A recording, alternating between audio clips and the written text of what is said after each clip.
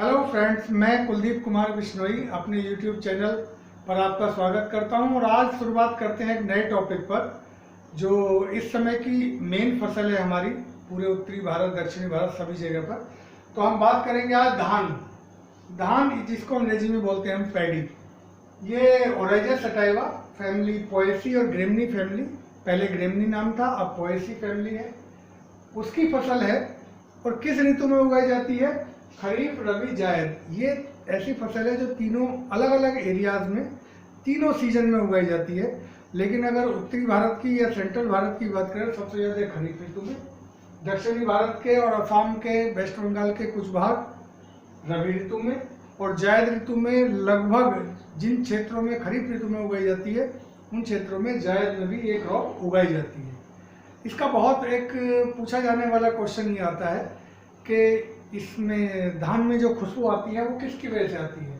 जो aroma in rice है वो किसकी वजह से आता है? इसके चावल में बनने के बाद डाईएसिटाइल आई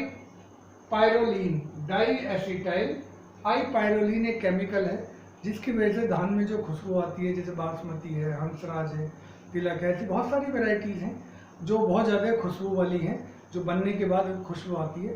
तो उसका मेन कंपोनेंट यही केमिकल है, डाईएसिटाइल आई पायरोलीन। हम बात करेंगे, इसमें कई सारी हैं बात करने के लिए। ये आप सभी लोग जानते हैं कि धान बेसिक स्टेपल फूड क्रॉप है, एक खाद्यान्न की मुख्य फसल है। और जो एशिया में जितनी पॉपुलेशन है, जितनी जनसंख्या है, उसका मुख्य अगर आहार की बात करें तो उनके आहार की मेन डाइट में जो मेन कंपोनेंट है वो है चावल। तो चावल, धान, कुछ लोग कंफ्यूजन करते हैं कि चावल धान से कैसे संबंधित। धान एक फसल है, उसका जब छिलका उतार देते हैं तो छिलका उतारने के बाद जो प्राप्त होता है उसे बोलते हैं हम चावल। तो चावल को राइस और धान को पैडी। और आमतौर से ये जो चावल का रेशियो होता है ये लगभग 60 to 70% तक आता है। अलग अलग वैरायटी, अलग अलग मैनेजमेंट प्रैक्टिस के हिसाब से ये चेंज हो जाता रहता है।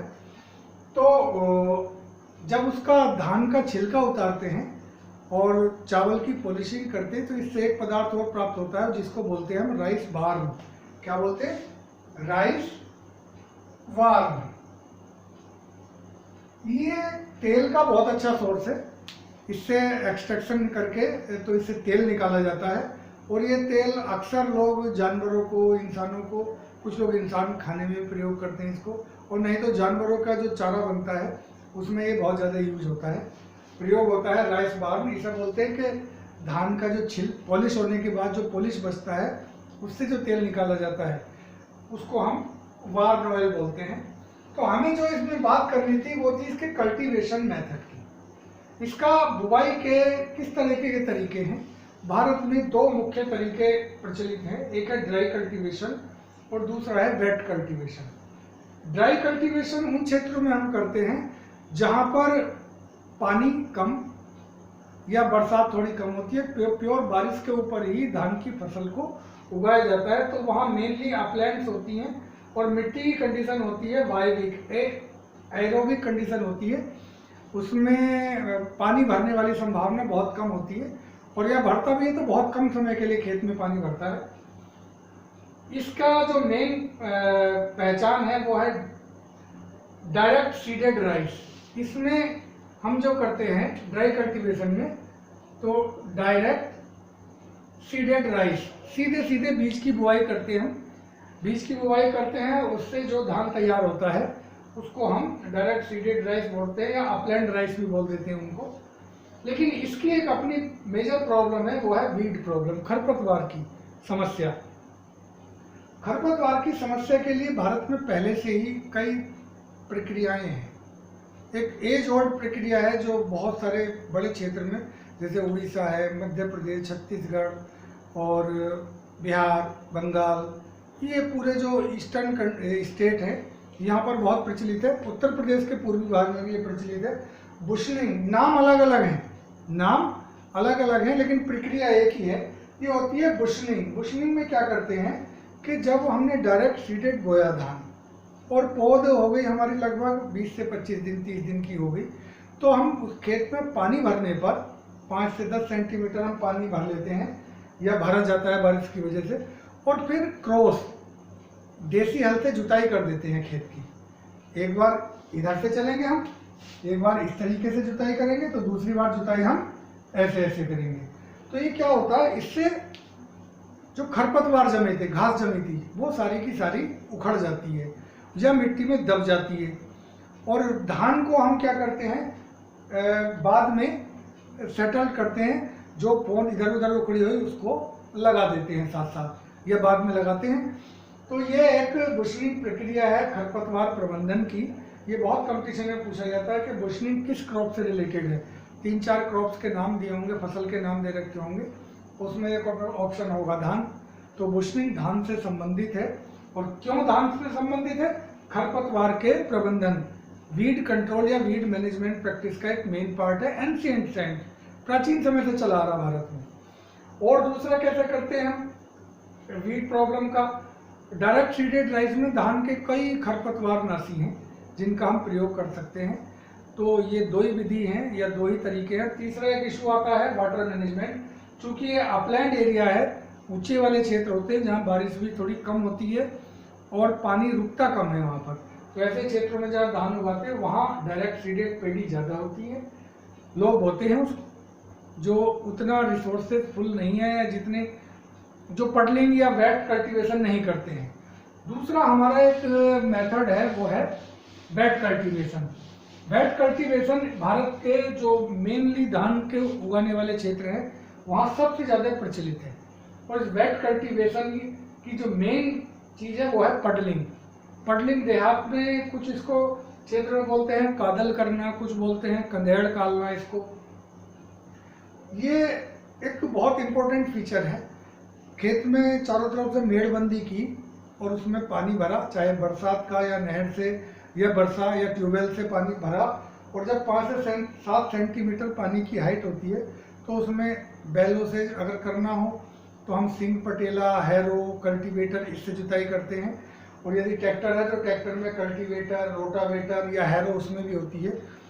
घास के कितनी घास है, कितने खरपतवार हैं, उसके हिसाब से हम यंत्र का प्रयोग करते हैं। लेकिन प्रक्रिया एक ही है कि मिट्टी को इतना मत देते हैं जिससे कि एक उसमें मिट्टी में लगभग 2 परत बन जाती है, बहुत मुलायम लुगदी जैसा हो जाता है कि जब खेत में हम पौध की रोपाई करते हैं तो रोपाई करते समय हाथ से कोई प्रॉब्लम नहीं होती है, इतनी मुलायम मिट्टी हो जाती है। तो पडलिंग जब ये प्रक्रिया या कंधेड़ करना या कादल करना होता है तो इसके कई लाभ हैं।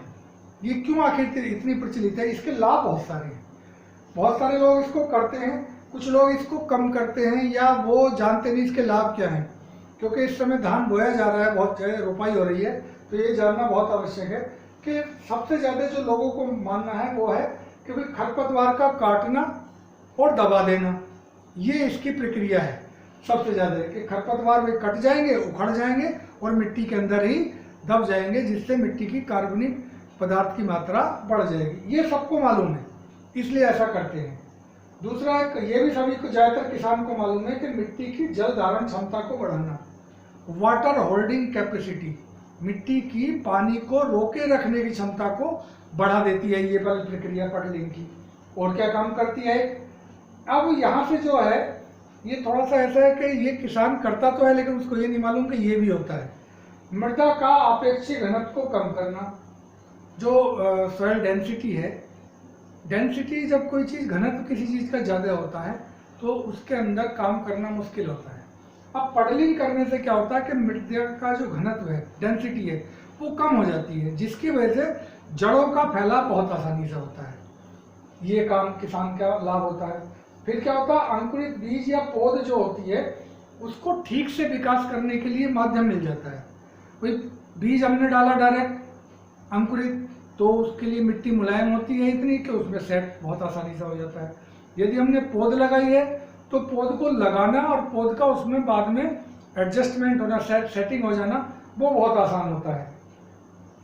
ये 2 चीज़ जो 5 और 6 नंबर पे हम बात कर रहे हैं, ये बहुत ज़्यादा महत्वपूर्ण है। किसान को ये बात मालूम कम रहती है कि पडलिंग का ये भी लाभ है।